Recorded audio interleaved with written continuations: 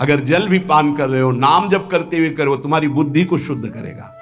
एक एक कवल भोजन पा रहे हो, राधा राधा राधा, वो आध्यात्मिक बल प्रकट करेगा, विचार पवित्र करेगा, आचरण शुद्ध करेगा। नाम लेकर के बैठिए, नाम लेकर के चलिए, नाम लेकर के सोइए, जब लग श्वास है तब तक नाम जप करो। देखो, हरि नाम जैसा, भगवान नाम जैसा कोई मित्र नहीं है, ऐसा बड़े बड़े संतों ने अनुभव किया है। क्यों नाम जप नहीं हो पा रहा?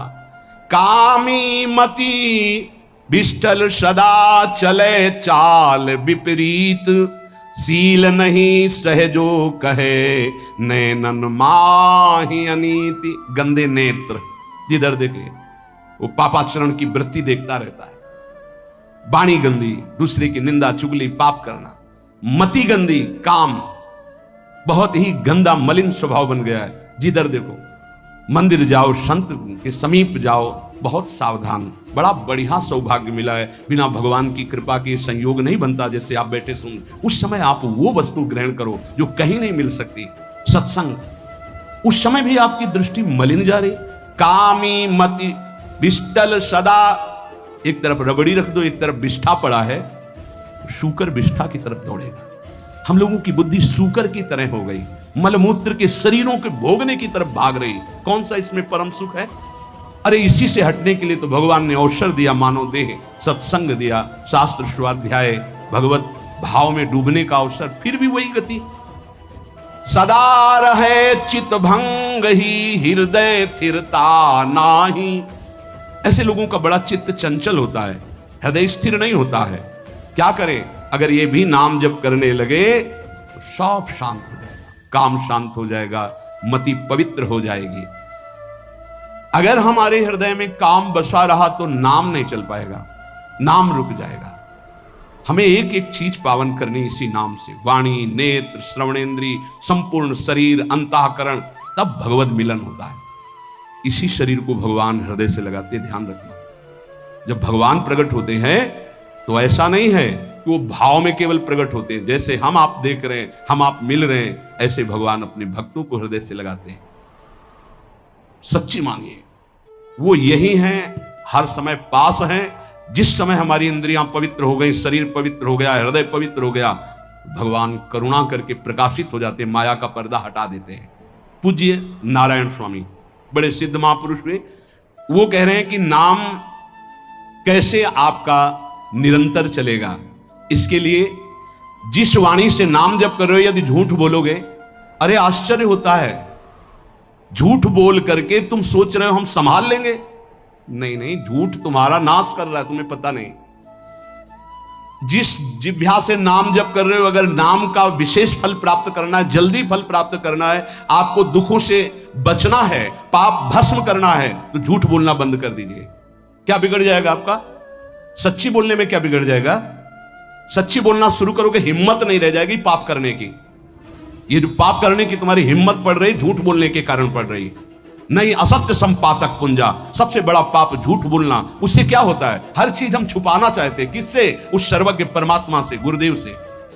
नहीं, झूठ नहीं। नाम इसीलिए नहीं चल पा रहा। थोड़ी दिन नाम चलाएंगे, छूट जाएगा, क्योंकि आप झूठ बोलते हैं, पापाचरण करते हैं। अगर नाम को चलाना है तो नारायण स्वामी जी कह रहे हैं, पहली बात मौन का आश्रय लीजिए, कम बोलिए, अधिकतर चुप रहना सीखिए, तभी नाम चला पाएंगे। जो कार्य कर रहे हैं आप उस पर ध्यान दें, उस कार्य को एकाग्रता पूर्वक करें, वाणी को मौन रखें, उस वाणी से धीरे धीरे नाम उच्चारण करें। कम से कम 24 घंटे में 4 घंटे मौन का तो सबको अभ्यास कर लेना चाहिए। 24 घंटे में 4 घंटे मौन का। तो ऐसे ऐसे बुद्धिमान वो कहेंगे हम 6 घंटे मौन रहते हैं। कब? बोले जब सोते हैं तब। आप 4 घंटे करो, हम 6 घंटे मौन रहते हैं। 24 घंटे में हम 6 घंटे मौन रहते हैं। बहुत बुद्धिमान है। बोले आप 4 घंटे कहते हो, हम 6 घंटे मौन रहते हैं। तो कब आप मौन रहते हैं? बोले जब सोते हैं तो 6 घंटे सोते हैं, मौन ही रहते हैं उस समय। मौन जागृत की कह रहा हूं, 4 घंटे का। नारायण स्वामी के बहुत बड़े महापुरुष हुए, तुम 4 घंटे मौन का अभ्यास करो। ऐसा निकालो 2 घंटे, 2 घंटे करके 24 घंटे में 4 घंटे मौन। उस समय हम किसी से बात नहीं करेंगे, नाम जप करेंगे। कार्य करो, कार्य करने के लिए मना नहीं कर रहे हैं। कम बोलो। आजकल लोग अपनी जीवनी शक्ति को बोलने के द्वारा बहुत नष्ट कर रहे हैं, व्यर्थ की बातें करते रहते हैं। चार आदमी चल रहे हो, आप पीछे चलिएगा, सुनते बेमतलब की बातें। नाम जप नहीं होगा, वो डिलीट नहीं होंगी, वैसे ही बनी रहेंगी, अगले जन्म के लिए तैयार हो रहा है। इसलिए नाम यदि सिद्ध करना है, नाम का फल लेना है, नाम का आनंद लेना है, तो वृथा भाषण बंद करो, बेकार की बात बंद करो। जितना कम बोलने से काम चल जाए उतना सामने वाले को बोलने दीजिए। आप बीच में नाम चल रहा है, जी नाम चल रहा है। जब कोई आवश्यक बात हुई, पवित्र शब्द बोल दिया, नहीं चुपचाप सुनो ना।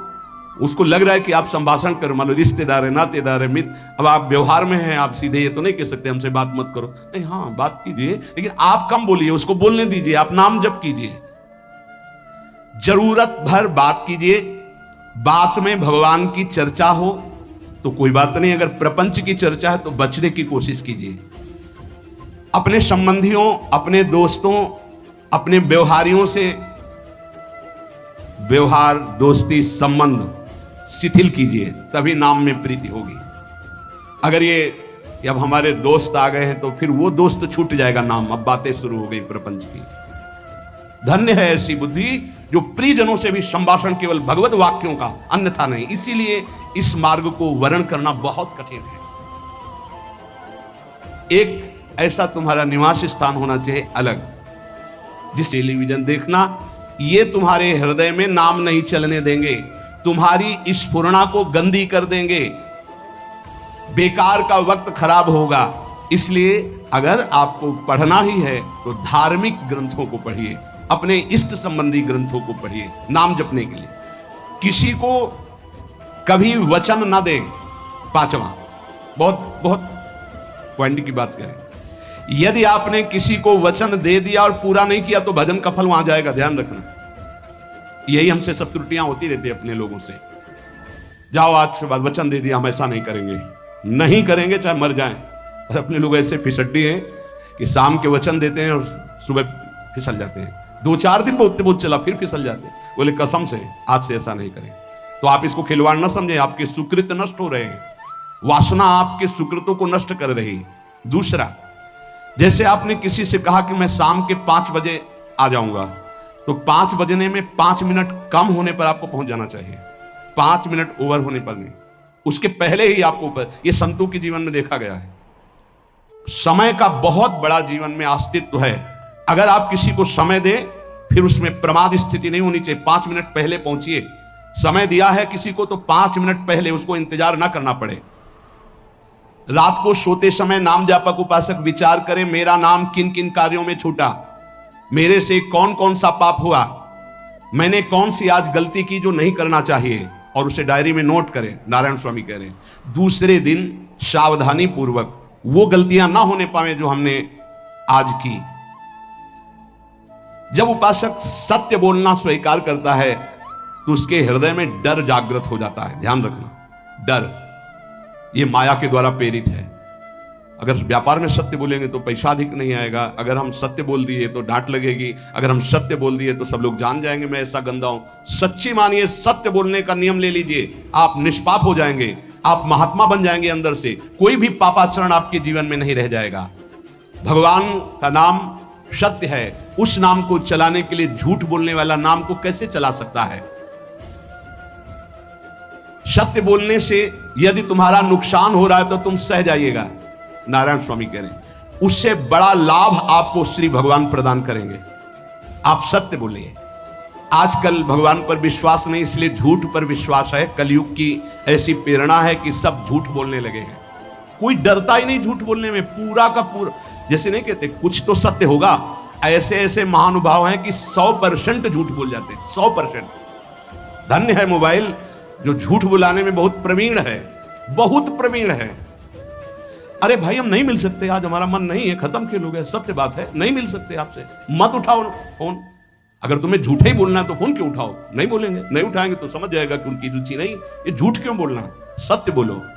झूठ से यदि आप बच गए तो आपके जिह्वा पे नाम निरंतर चलने लगेगा। ये झूठ ही नाम नहीं चलने दे रहा। असत्य आचरण, छुपाने की वृत्ति, असत्य भाषण, ये नाम में प्रीति नहीं।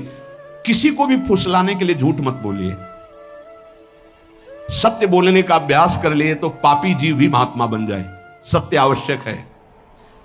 एक बड़े कागज पर ऐसी जगह लिख के रख लो जहां तुम उठते बैठते देखते हो कि मुझे सत्य बोलने का नियम लेना है, झूठ नहीं बोलना है।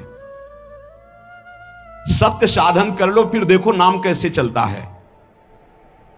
तपस्या, बड़े बड़े पुण्य, बड़े बड़े तीर्थ स्नान उतना पवित्र नहीं करेंगे जितना सत्य बोलने से होगा। पर बहुत कठिन है इस समय सत्य बोलना।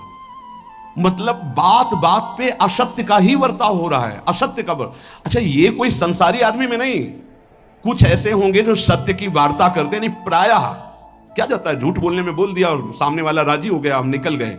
लेकिन सत्य ना होने के कारण आप में सत्य आचरण, सत्य स्वरूप भगवान का नाम, भगवान को कहा गया सत्य नारायण, वो नाम नहीं चलेगा। भजन करने का पहला साधन है सत्य बोलना, जबान से सत्य बोला जाए। और भजन की संख्या प्रारंभ में जरूर लेनी चाहिए। यदि 10 माला का नियम लिया, 20 माला का नियम लिया, तो उसे निर्वाह करो। जैसे यहां शरणागति मंत्र मिलता है तो 11 माला प्रारंभ में दी जाती है कि आपको करना ही है, ज्यादा हो जाए वो ठीक, 11 से कम वो कभी जीवन में नहीं। अपने जीवन में गुरु आज्ञा 11 माला तो करनी है, हर समय करना है।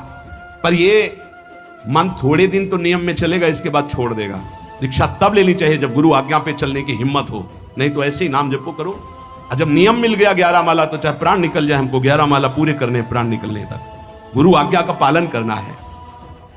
यदि आप नाम जब अधिक मात्रा में नहीं करेंगे तो जो आपको नाम मिला है उसका फल आपको अनुभव में नहीं आएगा। क्यों?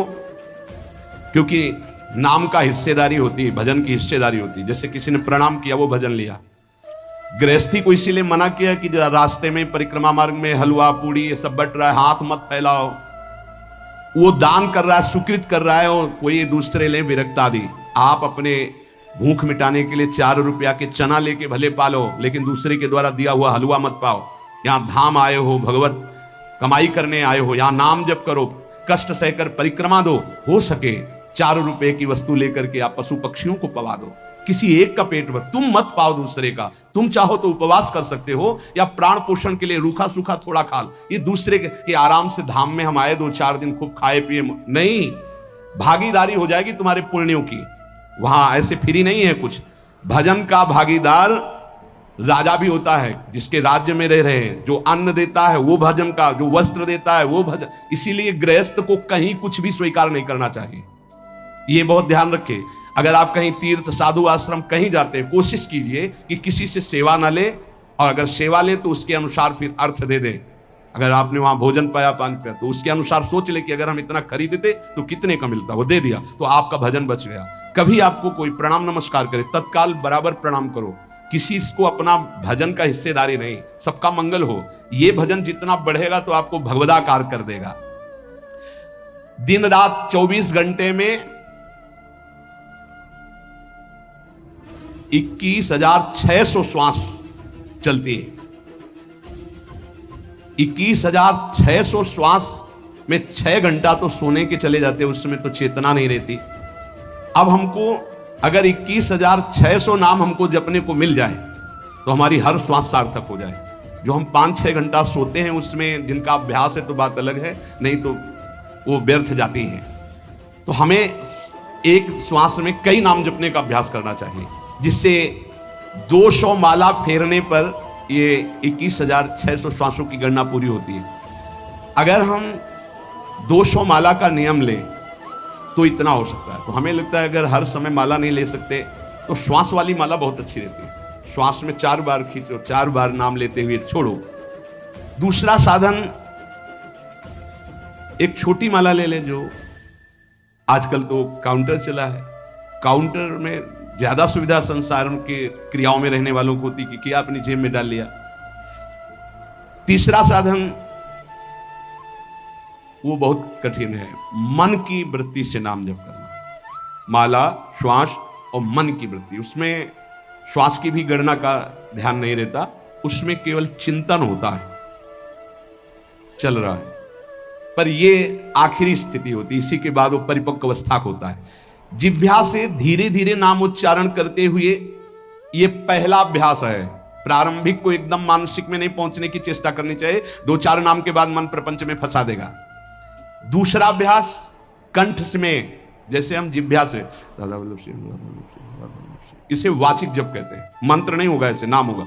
फिर उपांश ऐसे, फिर कंठ से चलता है, फिर हृदय से चलने लगता है, फिर नाभि से चलता है। जिसका नाभि से चलने लगता है उसका परावाणी के द्वारा भजन, वो सिद्ध पुरुष कहा जाता है।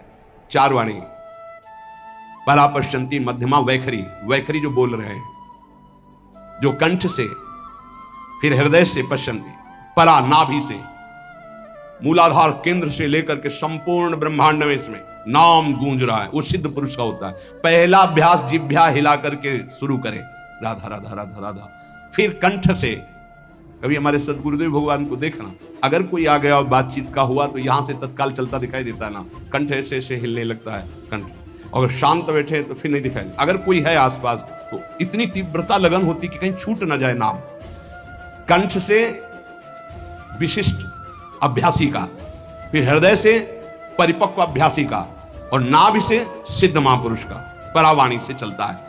अगर 1 वर्ष तक जिह्वा से अभ्यास किया जाए, ये मैंने किया है, नारायण स्वामी कहते हैं, तो दूसरे वर्ष में कंठ से प्रारंभ हो जाता है। 2 वर्ष कंठ से चले तो अगला हृदय से प्रारंभ हो जाता है, और हृदय से 3 वर्ष चले तो फिर नाभि से 7 वर्ष में नाम सिद्ध हो जाएगा। अगर नियम पूर्वक झूठ ना बोले, सत्य आचरण करे, ऐसे नाम जप करे। हम ये कहते हैं कि चलो थोड़ा धीमे ही सही, पर 12 वर्ष में तो आपको सिद्ध हो जाना चाहिए। 12 वर्ष, यहां बोले 30 वर्ष के 50 वर्ष हो गए साधन करते हो, ज्यों कहते हो कोई परिवर्तन नहीं, इसका मतलब अंदर से नाम नहीं चलाया जा रहा, नाम में रुचि नहीं। 12 वर्ष में तो वो भगवत साक्षात्कार करके जागृत स्वप्न सुषुप्ति अवस्था पर विजय प्राप्त कर लेता है साधक। ऐसा ही स्वामी जी ने किया, नारायण नारायण नारायण नारायण नारायण, ऐसी सिद्धावस्था हो गई थी। एक टाट की लंगोटी, एक रस्सी कमर में, बस। बड़े ही उच्च कोट, और बहुत बड़े अरब खरबपति घर के बालक थे। सारी सिद्धियां उसके पैरों में लौटने लगती हैं, जिसका नाभि से भजन प्रारंभ हो जाता है, परावाणी से। अजपा जाप उसे ही कहते हैं जो नाभि से होता है। अजपा जाप करने वाले उपासक में जो अजपा जाप करने की चाह रखते हैं, पहला भोजन पर ध्यान दे, सात्विक भोजन, पवित्र भोजन। भाई नाम का स्वाद नहीं मिला तो कुछ लोग जो है बहुत प्रसन्न होते हैं जब संसारिक पदार्थ आता है। बड़ी कृपा श्री ठाकुर जी की रही है कि इस विषय पर जो है बहुत परिपक्व किया है। रोटी नहीं मिली, ये रबड़ी रसगुल्ला की तो बात जाने दो। गंगा का किनारा, गांव में जाना नहीं, जो आकाश वृत्ति से वह आ जाए वही। आप लोगों को तो रोटी तो मिल रही है। पहला नाम सिद्ध करने के लिए भोजन सात्विक और थोड़ा, अगर एक समय पाके निर्वाह कर लो तो अच्छा, नहीं तो 2 समय, 3 समय पाने का तो अधिकार ही नहीं साधक को। भगवान की बड़ी कृपा है, जब भूख थी तब था नहीं, और जब है तो भोजन नहीं पा सकते। वो बड़ा लीला बिहारी है। जब भूख थी तब भोजन नहीं, और जब भोजन है तो नियम कानून इसके लग गए हैं, ये इतना इतना। दूसरा, पहला भोजन पर पवित्र, देखो नाम जप के लिए बहुत आवश्यक है। यही जीवन है कि अगर आप नाम जप करने लगे तो हमारा बोलना, हमारा जीना सार्थक हो जाएगा। अगर नाम जप आपको करना है तो पवित्र भोजन होना चाहिए। 2 टाइम भोजन पाना है तो थोड़ा थोड़ा पाओ, पेट ना भरने पाए, ऐसा ना लगने की वजन बढ़ गया है।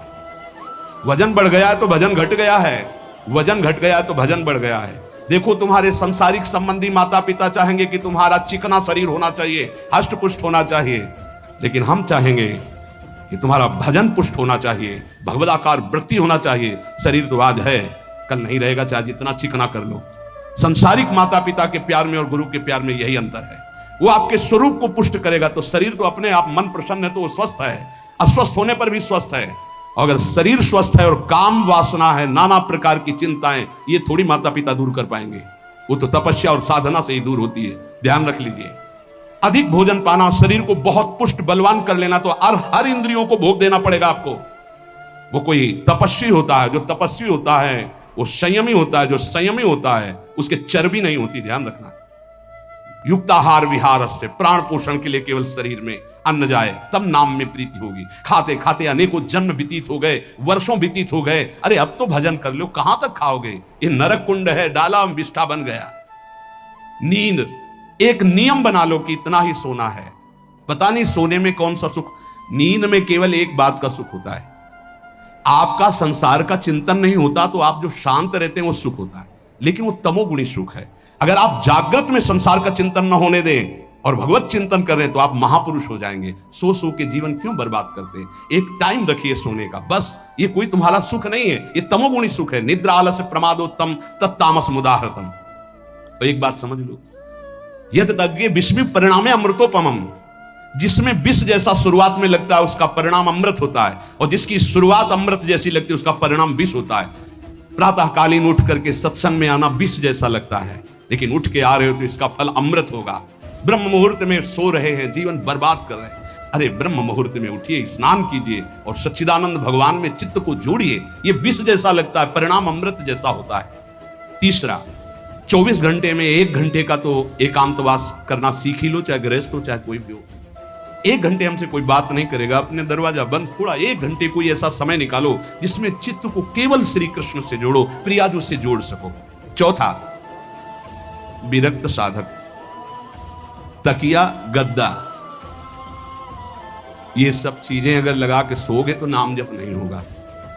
देखो, हितधाम में कुशासन और एक ईंट कुशासन के नीचे, सर्दी में ओढ़ने के जो हमारे कंबल थे वो आटे का बोरा बलराम जी ला के दे थे। जीवन को यदि आप कसौटी पे नहीं कसेंगे तो भजन नहीं होने वाला। अब तो शरीर रोग से ग्रसित है, आप चाहे जहां रखो चाहे जैसे रखो, प्रियाजू जाने। जब तक हमें भगवदाकार वृत्ति ना हो जाए तब तक विषयों को स्वीकार नहीं। ऐसे हैं साधक, बड़ा सुख मिलता है। एक ऐसे पड़ा हुआ है आसन, उनके कमरे में जाके देखिए, केवल आसन ही है। कितने से साधक राधा के कुंज में रहते जिनकी चटाई केवल है, न तकिया है, न गद्दा है, न कुछ। उसी चटाई को ऐसे खड़ा कर दिया, बिछा लिया, बस उसी में पड़े, भोजन मिला पा लिया, ऐसे रह रहे हैं। कमरे में देखो जाके तो ऐसा लगेगा कि इसमें कोई रहता ही नहीं, कुछ है ही नहीं, केवल चटाई है। तकिया गद्दा विशेष विलासिता की वस्तुएं तो नाम जप नहीं होने वाला, ध्यान रखना। जहां पड़े आराम से नींद आ जाएगी, सो जाएंगे, और जब तो नींद उतनी आएगी जितनी आवश्यकता है। भजन का खजाना तिजोरी में रखें, कभी किसी से बताएं नहीं कि आपका भजन कितने माला कितना होता है। पूज्य नारायण स्वामी जी कह रहे हैं, भजन को खजाने में रखने का मतलब है लूटने वाले डाकू माया भेजती है, काम क्रोध लोभ मोह मद मत्सर आदि, और प्रिय गृहस्थ भगत आदि। कैसे प्रिय गृहस्थ? स्वामी जी अब ये सब आप ही कहा है, बहुत बीमार है, आप देखना। ठीक है, दूसरे की दुख निवृत्ति करना संत का स्वभाव होता है, पर हम जिस मार्ग के पथिक है, हमारा कर्तव्य है। हमारे पास हमारे प्रभु के सिवा कोई नहीं, हमारा जो कुछ है वो प्रभु हैं। ए भैया, जैसा श्री जी चाहेंगे वैसा मंगल करेंगे, ये शब्द होना चाहिए, उससे उसका भी मंगल होगा, आपकी भक्ति पुष्ट होगी।